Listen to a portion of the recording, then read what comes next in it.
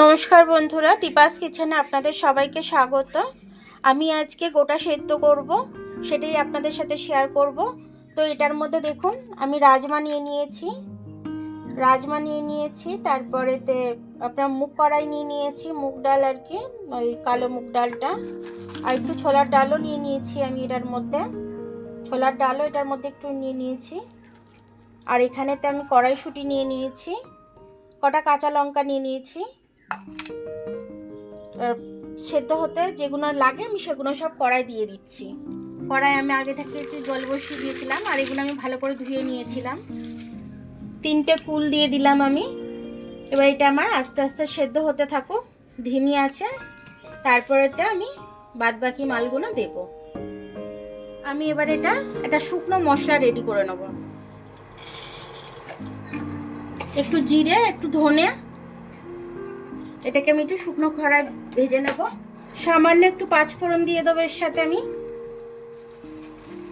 খুবই সামান্য।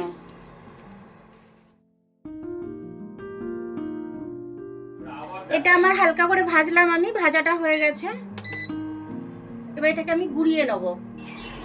দেখুন আমার রাঙা আলুগুলো সেদ্ধ হয়ে গেছে সবটাই, এমনি আলুগুলো সেদ্ধ হয়ে গেছে। রাজমা দিয়েছিলাম আমি, আর তরকার ডাল, ওই মুগ ডালগুলো কালো কালো ওগুলো দিয়েছিলাম আমি, ওটাও সেদ্ধ হয়ে গেছে। এবার আমি সিমটা দিয়ে দিলাম আর বেগুনটা দিয়ে দিলাম। এবার আমি কটা কড়াইশুঁটি দিয়ে দেবো, আর কটা কাঁচা লঙ্কা আছে দিয়ে দেবো। সামান্য একটু হলুদ দিয়ে দেবো, একটুখানি সামান্য জাস্ট। এটার মধ্যে আমি কিছু পালং শাক দিয়ে দেব। পালং শাকটা আমি কাটিনি, জাস্ট ওই গোড়াগুনের ভালো করে একটুখানি বাদশাক দিয়ে ধুয়ে নিয়েছি ভালো করে।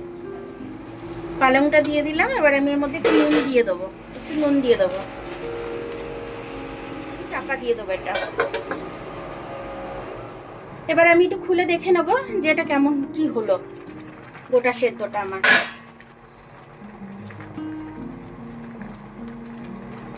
এটাও হয়ে গেছে আমার। একটু চিনি দিয়ে দেবো আমি, তাহলে একটু স্বাদটা ভালো আসবে।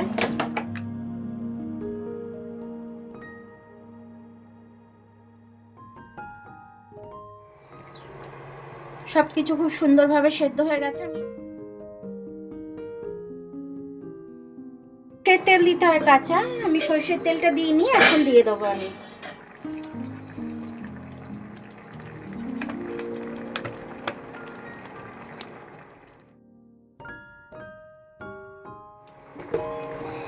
এটা একটু ফুটুক, আমার মশলাটা গুঁড়ো করা হয়ে গেছে, মশলাটা দিয়ে দেবো।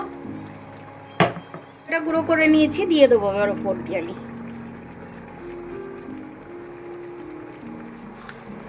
এবার নেড়ে আমি এটা একটু চাপা দিয়ে রেখে দেবো, যাতে গন্ধটা মশলার পুরোটা এতে নিয়ে নেয়।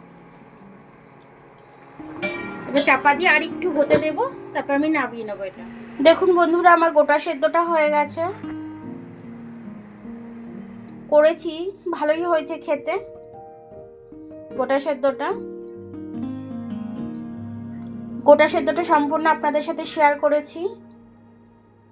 তো আপনারা এরকম করে করে একবার খেয়ে দেখবেন। যাদের গোটা সেদ্ধ নেই তারাও এরকমভাবে একটু করতে পারেন, করে শখটা মেটাতে পারেন খেয়ে।